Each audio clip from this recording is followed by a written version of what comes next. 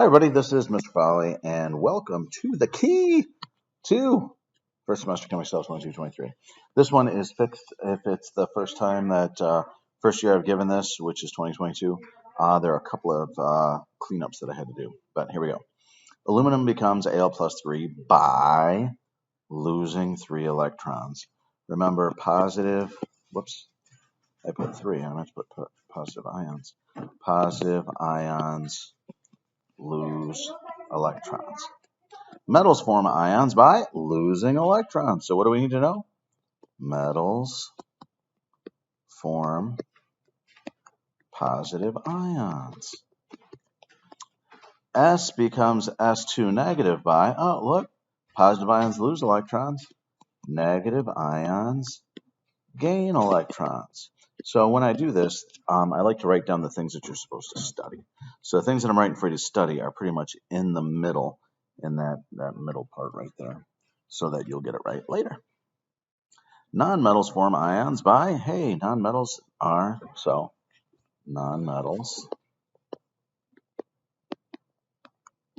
form negative ions. So if they form negative ions, then they gain electrons. What is the shape of H2CO? All right, so I'm going to draw some of these bad boys. So I'm going to make my pen a little thinner. All right, H2CO. So I've got C in the middle. 1, 2, 3, 4 dots. It's H2. I'm going to put an H in there, 1 dot, and then O over here. So how did I do that? So the thing that goes in the middle is the least frequently occurring atom. You might say, hey, oxygen's also least frequently occurring, and you're kind of right. But carbon always goes in the middle, so that's going to be the tiebreaker. How do I know how many dots to put? Valence electrons, right? So on the periodic table, if you count out your valence electrons, 1, 2, 5, 6. This is 3, 4, 5, 6, 7, 8. And then remember, single electrons form bonds. When I draw this, I've got all these single electrons, and look what they do. They form bonds. So I'm going to move these two to make a pretty bond. There's a pretty double bond. So if I have this shape, I have 3 bonds and no lone pairs. 3 bonds and no lone pairs is trigonal. That's not right. Is trigonal planar. So this would look like a peace sign. What is the shape of SF4? So the single element goes in the middle, S, and it gets 6 electrons because of where it is in the periodic table. 4 F's, I'm spreading them all around. And F, because of where it is on the periodic table, gets 7.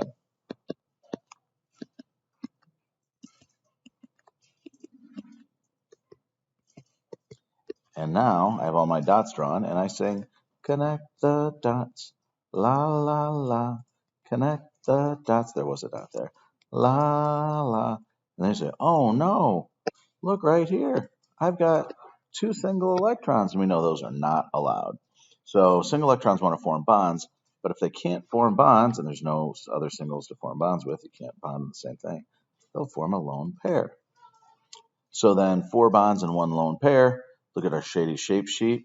That's based on trigonal bipyramidal, but with a lone pair, it's going to be seesaw, seesaw. All right, XeCl4. XeCl4. So xenon's going to go in the middle, and it has 8. Now, this is an interesting one because it's a noble gas.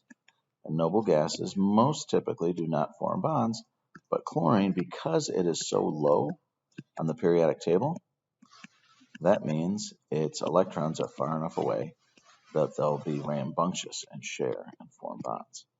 So chlorine has 7, oops, and xenon has 8, and I just sing, connect the dots, la la la, connect the dots, la la. So notice I now have 4 single electrons. My first thought is, can they bond anywhere? Nope, chlorine doesn't have any single electrons for bonding. So I'm just going to pick them up, 1, 2, make a pair. Pick the other 2 up, 1, 2, make another pair. So if you notice, this has 6 regions. That makes me think octahedral for a second. But I have 2 pairs and 4 bonds. And that, I said, oh, well, that's cross. Ooh, but the name for cross is square planar. So there you go. What is the shape of BF3? Boron goes in the middle. Boron has 3 valence electrons. And F, hey, I think we've been using F an awful lot. Ooh, too close to finals to say that. Oh, let's hope not. If you're watching this, you will dodge your F at finals. Ooh, la, la, la. Now this looks like T-shape, right? But it's not. So see how these 2 bonds would repel each other? And these 2 are far enough away that they could actually move. So we're going to look back at our peace sign. So this is the shape, and that is trigonal planar. This is one of the most missed ones, so I'm going to draw this one. Pair, pair, single, single, then H. So again, hydrogen has 6 valence electrons, 2 pairs and 2 singles. And when I draw this, sure as shooting, this looks linear, but it is certainly not linear. So on this one, hopefully you notice it has 4 regions. What do I mean by 4 regions? 1, 2, 3, 4. And that means that it's based on tetrahedral, which would be this. I use my A's, I suppose. Which is a pyramid with a flag on top. So notice there is not a spot anywhere on here where it's linear. So if I went from this spot to this spot, it's going to be bent. And that's what I get, is bent. Or as they say in Indiana, bent. It's always fun to add an extra syllable. That's why you wish you lived in Indiana. Because then you could say bent. What particles are on the outside or outside of the nucleus? So the nucleus has protons and neutrons, and the only other particle we have is an electron. An ion is not a particle. Where are the electrons found? So you think, oh, outside of the nucleus. Ooh, but what shape are they in outside of the nucleus? They're in clouds. Another word for clouds could be shells. You don't want to say rings. You could say energy levels, but you wouldn't say those other ones. Where are protons found? Hey, we just said that. Nucleus. Oh, here we go. What would 15 and 16 represent in the Bohr model on the right? Uh-oh. So this used to say protons equals 15 and neutrons equals 16, but I don't know, I couldn't see it. But what does it represent? It's in the nucleus, so it's got to be protons. Oh, maybe get rid of that because I'm so clever. Yeah, I'm clever. Protons and neutrons, because if it's labeled, it would tell you what it is. Oh. So now it is time for which one's better? Ionization energy. So first off, I need to know my ionization energy little periodic table trend. Whoop, whoop. And fluorine is the winner. So on this, we're going to just look at those. So sodium is on the left and sulfur is on the same row on the right. So that means sulfur wins that battle. Which has a higher ionization energy, chlorine or iodine? Chlorine is below fluorine and iodine is below it. So chlorine has a greater ionization energy. What has a greater ionization energy, potassium or cesium? Potassium is here, cesium is here. Watching my arrows, it's potassium. Now, if I were to say why, ionization energy is the energy to remove a valence electron. And that's simplifying it quite a little bit. So it's higher if you're smaller and more attractive. So what makes you more smaller? Fewer shells. That's the reason why it increases going up here. And if it's more attractive, oops, I forgot to write down why. That means you have more protons or smaller. And that's why that's it. And that's our reason going across. Okay. So there you go. Which has the highest electronegativity, sodium or sulfur? So I need to write my electronegativity periodic table. I can do that. Boy, I bet you wish you could sketch a periodic table like me. Oops. Same thing as before. And fluorine, remember, is the big awesome one. I do that to emphasize that we don't really look at our noble gases for it, okay? So our noble gases, remember, electronegativity is the ability to attract electrons in a bond. And noble gases don't really form bonds, so it doesn't really work for it. So it's like saying, you know, how do I like my tail? I'm like, I don't have a tail, so I can't tell if I like it or dislike it. So sodium or sulfur? Same spots here. Sodium's on the left, sulfur's on the right. Sulfur's the winner. Which has the higher electronegativity, chlorine or iodine? Hey, look right there. Chlorine's higher and follows that. Which has the highest electronegativity, potassium or cesium? Potassium is here. Cesium is here. Potassium's higher. What has the largest radius? Ooh. And by the way, the reasoning is the same. Smaller, fewer shells, more attractive. Does that. Okay, so what about radius? Okay, so radius, choose your little periodic table again. This is surprising. The bigger ones are on the left and down. The down makes sense, but on the left, there are fewer attractive protons to pull in valence electrons. So if it's not that attractive, they kind of, so if I'm right here, I'm not very attractive, my electrons kind of wander off. So if you're not a very attractive person, your little honeys will wander away from you. So you got to be more attractive by being nicer to them. So be nice to your little honeys. That's your New Year's resolution. All right, so which has largest radius, sodium or sulfur? By the way, francium is the biggest. Sodium or sulfur? So sodium is on the left and sulfur is on the right. So which one's larger? Sodium. Which has largest radius, chlorine or iodine? And again, chlorine is above iodine. So the largest radius would be iodine because it's lower with more shells. Which has the largest radius, potassium or cesium? So again, I've got a potassium and a cesium. Largest radius would be cesium. What is more reactive? Okay, so here we go again. Talked about this in class, all the classes today. Metals react by losing electrons. And that means you want to have a low ionization energy. So, boom. So what's more reactive, rubidium or silver? So rubidium is on the left, silver is on the right.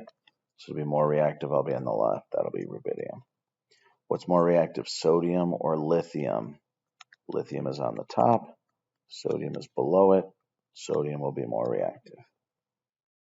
What is more reactive, oxygen or sulfur? Oh, this is a nonmetal. Nonmetals react by gaining electrons. So to gain electrons, remember you want to be small and attractive. So that means you want to be closest to our old friend fluorine. Okay? Oh, my dog brought me a bone. All right, you good girl. So what's more active, oxygen or sulfur? Oxygen is here and sulfur is here. So oxygen is higher up. Oxygen's more reactive. What's more reactive, chlorine or iodine? Chlorine is here, iodine is here. Chlorine is smaller and more attractive. It wins. All right, use the image above to answer the following questions.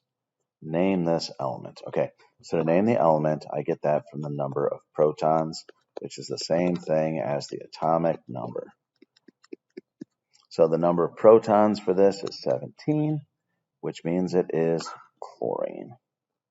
What is the mass of the element above? Mass is protons plus neutrons, which is 17 plus 35, which is 52.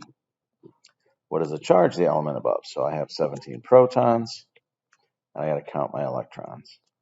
1, 2, 3, 4, 5, 6, 7, 8, 9, 10, 11, 13, 14, 15, 16, 17. So they're equal to each other. So 17 positives, 17 negatives. That's a neutral atom. What element is shown at the left? It's the one with 11 protons. So I look at my periodic table, and I see that Na is 11 and 22.99. This is what I'm looking for on my periodic table. That's sodium. That's the whole number, the atomic number. What is the mass of the element above? It is not 22.99. It is 11 plus 12. That's 23. Uh-oh. What is the charge of the atom above? Uh-oh, time to count my electrons again. I have 11 protons. I have 1, 2, 3, 4, 5, 6, 7, 8, 9, 10. I only have 1 on this outer shell. That's 11. So it's 0 because 11 protons equals 11 electrons. All right, mass of the image on the left. Mass is protons plus neutrons. 8 plus 8 is 16. What is the charge of the Bohr model above? So I've got 8 protons, and I've got 1, 2, 3, 5, 6, 7, 8, 9, 10. 8 protons, 10 electrons. I have 2 more negatives than positives, so my charge is -2. If you had the first draft of it, I think that's one of the typo things we got to look at. Use the isotope above to answer the next several questions. So let me tell you this. This top number is the mass. And remember, the mass equals protons plus neutrons. This down here is the number of protons. And remember, protons is the exact same thing as atomic number. And this right here is the charge. And do the opposite to protons to find electrons. So let's see here. What is the name of this isotope? It's lithium, but it's got a charge on it, so it's lithium ion. Did I get you with lithium?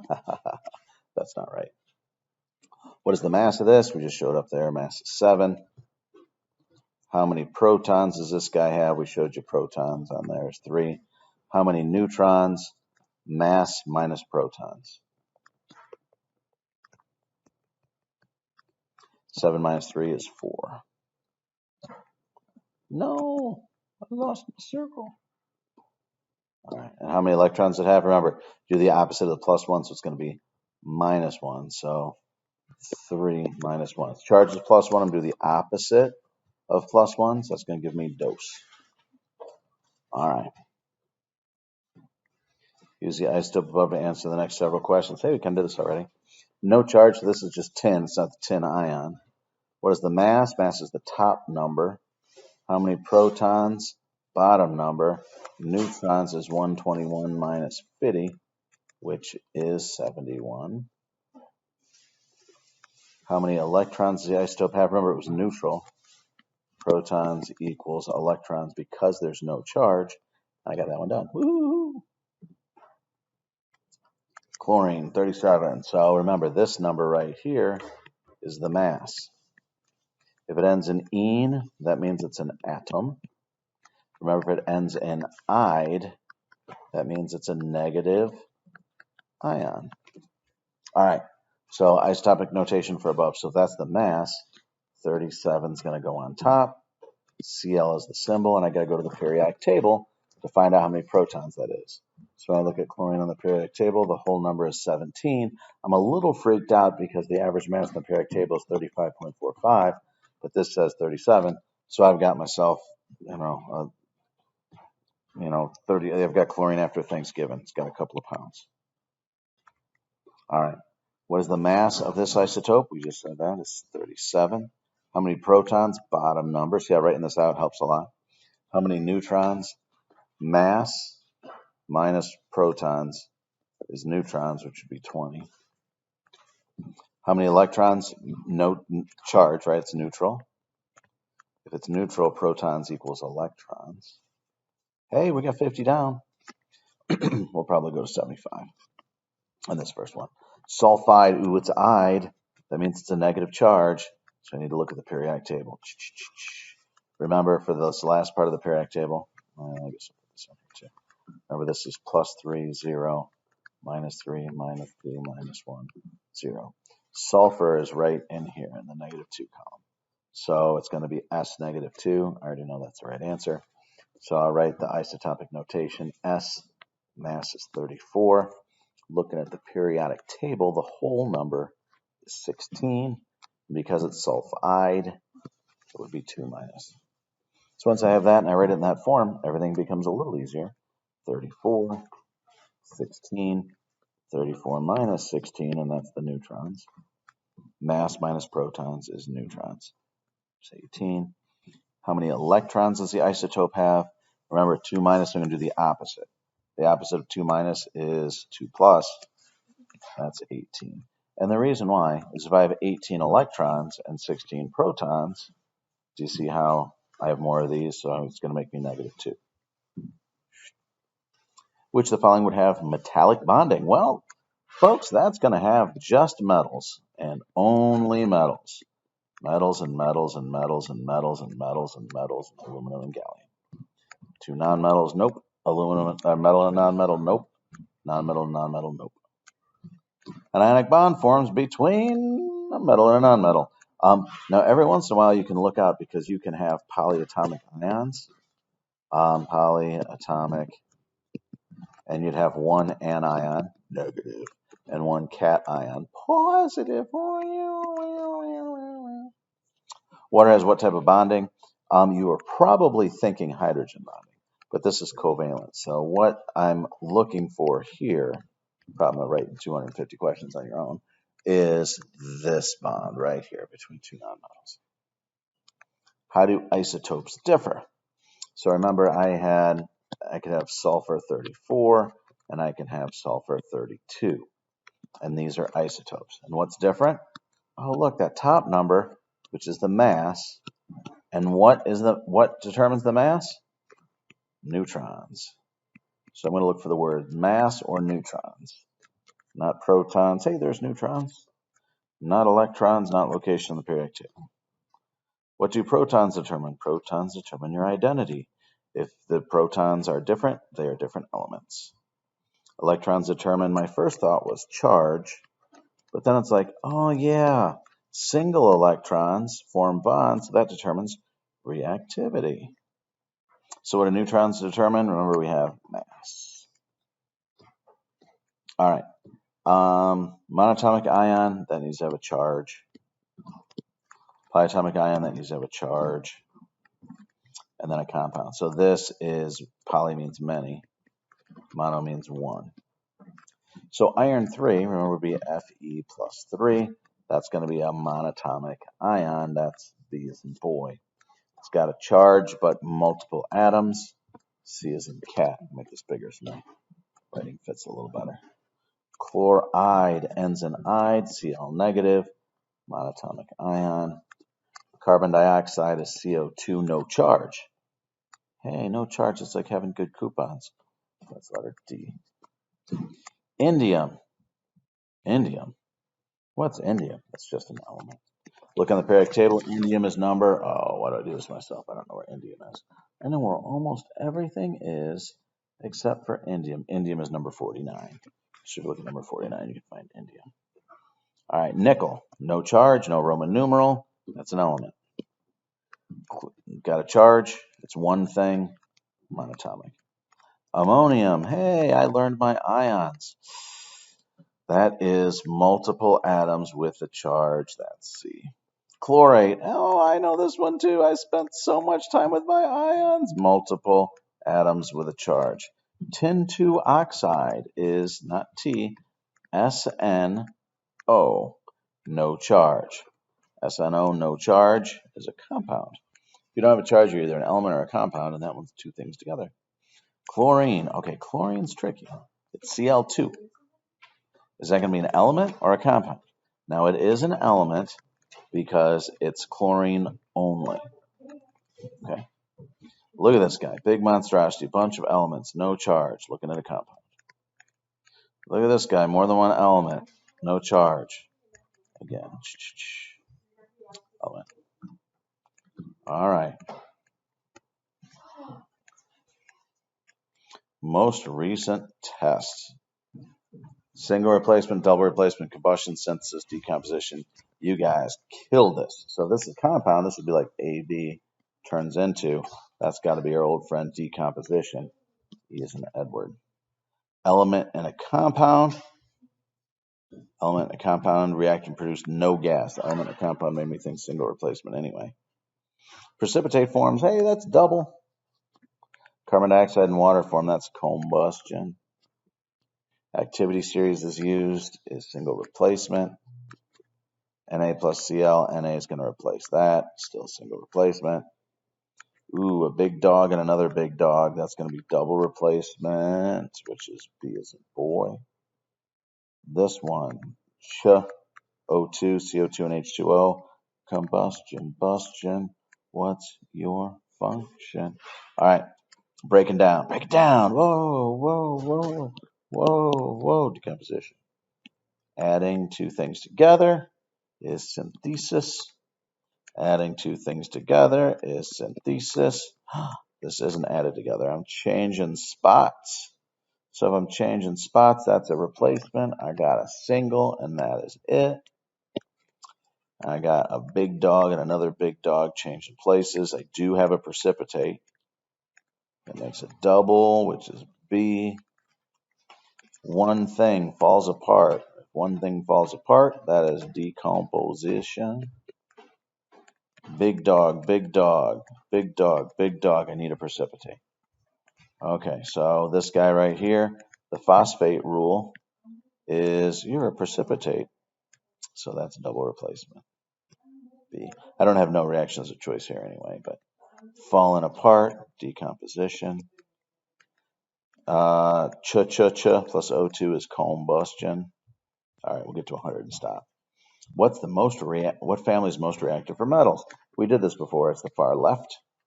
What family is most reactive for nonmetals? Oh, I was looking for nobles, but because it's a multiple choice question, I have to look for the next most the next most reactive. And remember it said most reactive, not least reactive. Oh, it's not nobles. Silly. Most reactive nonmetal is halogen.